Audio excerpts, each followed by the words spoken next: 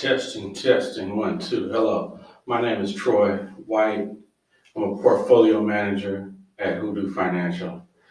Today, what I want to talk about is more of is telling you what time it is. Today is time for you to start investing for your children. It's time for you to start investing for your children. We don't even need to go too much. I don't want to go into the who, what, when, where, why. I'm just going to talk about it for a few minutes, make this a short video. First off, why should you invest for your children? I'll do some why and some how. First off, you have a very long time horizon. So if you start investing for your children immediately when they're born, then you have for literally forever. You have beyond your lifetime. So you're going to be investing to get them started. It's to get the head start going. So, for instance, what do I mean? There's the time value to money. So the three components that go into investing. That is that principal sum amount, the dollar, the $10, the $100, $1 million, whatever you're investing. That interest rate or that rate may be calculated at the end. That may be an analysis, a number, but it is fundamentally your investment is going up or down by some factor. And then there is the time. So over time, that interest rate is going to affect those dollars. So those are the three components to any investment. So with the investment for a child, that means they have a long time horizon, but then the how comes in because you're really going to require some financial planning to do this now because their time horizon is within your time horizon. So we need to somewhat pull theirs out and look at it separately, and because you're going to get custodial accounts for them. So think of it in terms of their investment life. You are currently the custodian of their investment life. So you're getting it started, you're giving it a good push, and at some point they're going to be the driver. So so it's not only important that you do that you create it, that you are the proper custodian of it and you give it that push, but it's important that you teach that your children to drive, right? To drive this investment that you have created for them, this investment portfolio, this investment plan, this investment strategy.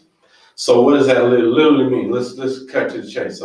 So that means you should have a non-retirement investment account for your child, and that will be in the form of a uniform gifts to minors account or uniform trust to minors account, depending, they call it either depending on what state you're in, but a UGMA or UTMA. And these accounts allows you to invest for your child, and the child, so I'm in California, the account becomes the property of the kid at 18. So it would be up between me and you for 18 years to pick the right investments, and you're investing $100 a month, whatever you pick, $50 a month, $25 a month. We don't have investment minimums at our firm. So whatever it is, even if you can only do $25 a month, okay, let's do $25 a month. $25 a month for 18 years into this account. That's a good head start. That's a good push. That's more than what I got. That's more than what you got. So, to some of you. So let's do that. So that's a uniform gift. Now, also this is a good account for grandparents and uncles, aunties to contribute to this account on Christmas and on the birthday and on graduation and stuff like that. And that counts as your part of your gift tax exclusion. So talk with your tax professional, but there's tax benefits to others contributing to this account. So if they want to give $100 on Christmas, that would be a perfect way to do it. All right. Also, a 529 account is something you should get for your child. That's a college savings plan. 529 is often referred to as it's like having a Roth, but it's for retirement purpose. For education purpose. So the withdrawals are tax-free if used for qualifying college expenses. So that's college savings. And then for K through 12, there is a Coverdell savings account. That's kind of use it and, save it and use it at the same time. Has some tax consequences as well, tax benefits. And then I'm going to suggest you get life insurance, permanent life insurance for your child when they're a child, because life insurance costs less as a youth. Now, if you have a cash value policy, then obviously from, say age 1 to, age 25 and 20 something, the kid is at no danger of losing life other than the randomness of life, right? So, but that's not the reason we're getting it, to cover that time frame. We're getting it so that we're going to lock in this low amount of premium. So, because as a youth, we get a policy that's $100,000. Well, for a youth, that's probably $7 a month, something like that. And so we do that, and if it's a cash value policy, and let's say it's $7 a month, but you're putting in $25, well, that extra amount is helping to that cash value growth. That cash value growth will, at some point, it will begin to exceed the $100,000. Or grow to a point where it can't be labeled as a MEC, which a MEC is a modified endowment contract. So this is technical stuff here. But to avoid becoming a modified endowment contract, as the cash value grows to a certain level, the death benefit of the policy has to grow as well. So as you approach $100,000 in cash value, say right here, the $100,000 in death benefit has to go up like this.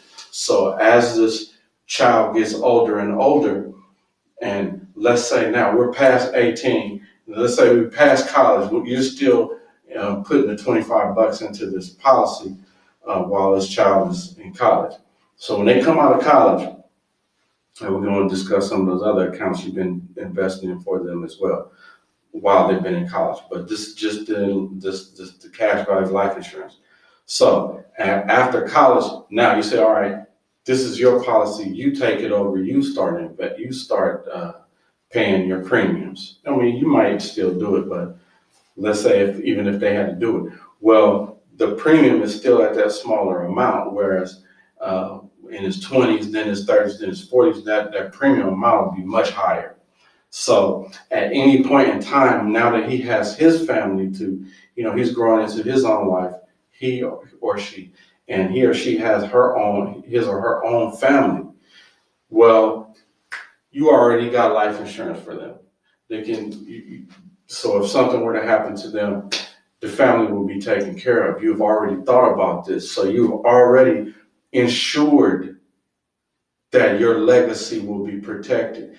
Your grandchildren will be protected by the actions that you've taken right there. All right, now let's say your kid doesn't die and doesn't need to cash out his beneficiaries, his family, grows into old age, and then this policy will be so high, they can now use this policy as what's called a personal pension plan.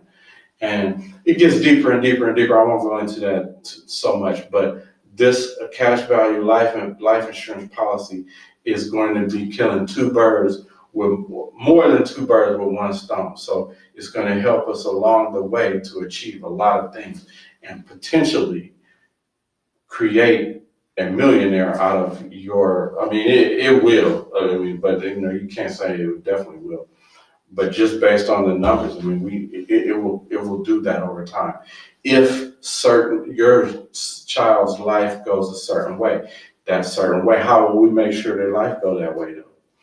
By the other investments that we started for that child. So the Uniform Gifts and Minors account, we've been investing in that for ever since they were 1 year old. So, and throughout college, because after college, they're going to use that account to start their business with, as a down payment on their first investment property or something.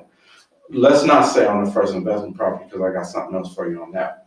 Let's say they're going to use that on down payment on their personal residence or, pay for the wedding or something, whatever.